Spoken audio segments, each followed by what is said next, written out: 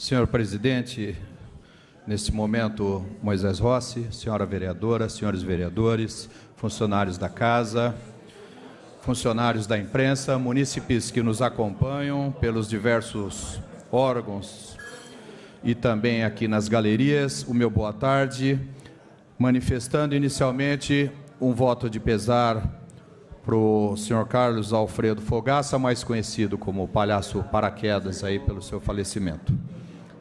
Semana que passou, nós tivemos uma importante audiência pública nesta casa, promovida por esse vereador, sobre a reorganização do ensino público.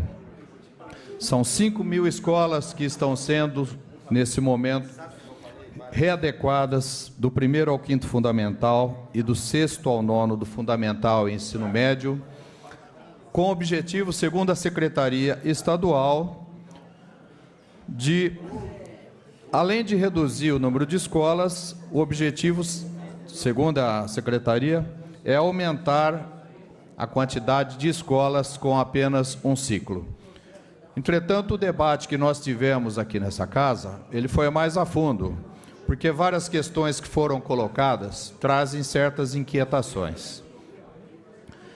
A primeira delas é a falta de discussão, isso foi inclusive levantado pelo Dr. Paulo Eduardo, entre a sociedade e o Estado. Está faltando mais comunicação, está faltando mais reciprocidade, está faltando um pouco mais de análise para que as decisões sejam tomadas de uma forma que objetivamente cheguem à população e à sociedade da maneira mais adequada.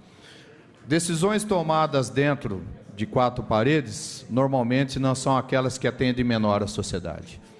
E esse foi um entendimento, um dos grandes entendimentos que aconteceram nesta reunião. Outras questões que foram colocadas também, que foram debatidas, as preocupações principais dos professores que não veem as suas reivindicações atendidas. Uma delas é o piso salarial, que no Brasil é em torno de R$ 4.300, esse é o valor do piso nacional, mas que aqui no estado de São Paulo, infelizmente, não chega a R$ 2.000. A questão também da distância, que segundo a Secretaria, deve ficar no máximo em torno de 1,5 km para os alunos se deslocarem até a escola, também foi questionada, porque foi ponderado que a distância de 1,5 km, nessa nova escola, ela pode ser, inclusive, ser dobrada. Além do que muitos alunos que antes tinham os irmãos acompanhando, podem agora não mais ter esse irmão, que pode ser colocado numa outra escola. Então, são diversas questões que ficaram em abertos nessa audiência e que nós vamos agora, através de um documento, questionar a Secretaria Estadual sobre justamente o porquê essas questões todas não foram devidamente discutidas com a sociedade. Uma outra questão que também foi pauta desta semana e que muito nos preocupou foi o aumento da criminalidade na nossa cidade. Nós chegamos aí, num curto espaço de tempo, a 1.000 roubos nesse ano.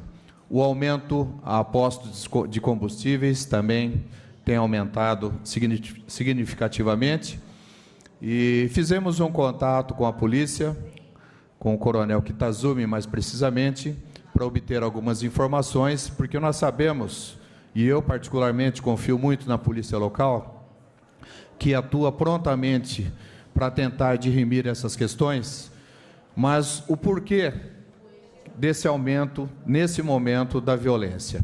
Algumas coisas, de fato, nós já imaginávamos, que a crise é um dos fatores que tem contribuído, mas também a crise, quando atinge uma localidade, ela atinge também a região em volta, e quando atinge essa região, muitos dos viciados da região vão procurar novos redutos em cidades maiores. Então, segundo o coronel, muita gente tem se deslocado para cá, esses viciados, né, os famosos noias, para conseguir as suas alternativas de sustentação ao vício. E a nossa cidade, segundo o coronel ainda, é uma cidade que, infelizmente, ela propicia a acomodação desses viciados pela sua geografia, pelos seus fundos de vale, pelas suas ferrovias, pelos seus galpões abandonados, tudo isso favorece. Mas a grande verdade é que tem aumentado esses furtos com agressões. Nós acompanhamos na última semana aí, arma na cabeça de criança de 5 anos de idade.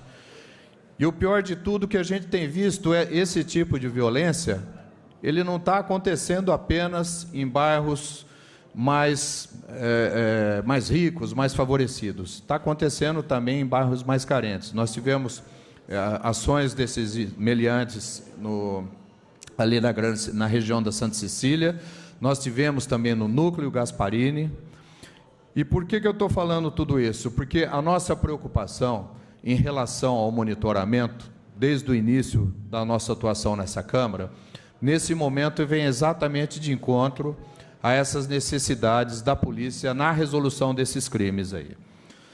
O próprio coronel nos disse que, através das imagens analisadas, eles conseguiram chegar aos últimos meliantes que foram presos nesse final de semana. Alguns que roubaram postos de gasolina, inclusive.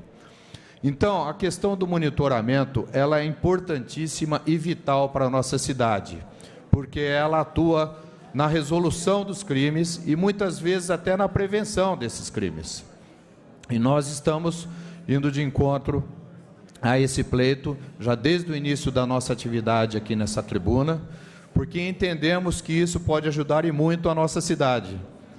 Nós temos visto em saídas de faculdade, furtos com agressões a estudantes, e só a polícia não atende hoje a demanda e não dá conta do recado, infelizmente, pelo número de violência, de furto e de agressões que tem aumentado, principalmente nesse momento de crise. Então, é importante que a nossa sociedade se mobilize no sentido de contribuir também com essas imagens que possam identificar esses meliantes que estão atuando em Bauru, e muitas vezes a própria empresa ou muitas pessoas também têm o seu monitoramento particular que pode contribuir. As denúncias através do canal 190 também são importantíssimas na resolução desses crimes. Nós estamos aqui no nosso plenário preocupados com essa situação que foi trazida sobre a possível envolvimento de agentes públicos, como foi citado pelo denunciante, na questão de propinas. Temos conversado muito entre nós, mas o fato é que nós não temos nada de concreto na mão e que os documentos que foram apresentados nessa casa, eles foram lacrados e encaminhados à Polícia Civil, que vai dar andamento às investigações e ver se cabe o devido processo para que se chegue à apuração da verdade.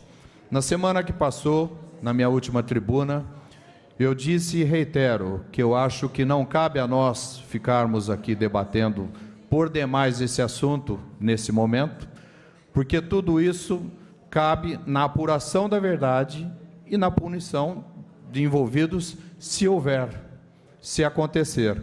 Entretanto, já redundando a fala de outros que me antecederam, nós não podemos cair em armadilhas pré-eleitorais, muitas vezes circunstâncias de pessoas que querem estar à frente dos holofotes e buscando notoriedade, apregoando esse tipo de polêmica que pouco contribui, a não ser que tenha de fato a verdade por trás disso, mas que deve ser apurada pelos órgãos competentes e não à luz de uma imprensa que, num certo momento, pode se utilizar dessas polêmicas aí. O que não queremos aqui é transformar isso aqui num grande quintal. O que nós queremos aqui não é dar milho para bode, o que nós queremos é a verdade. O que nós queremos é que a coisa seja responsabilizada de fato, ou se houve envolvimento, ou pelo denunciante que fez isso com impropriedade.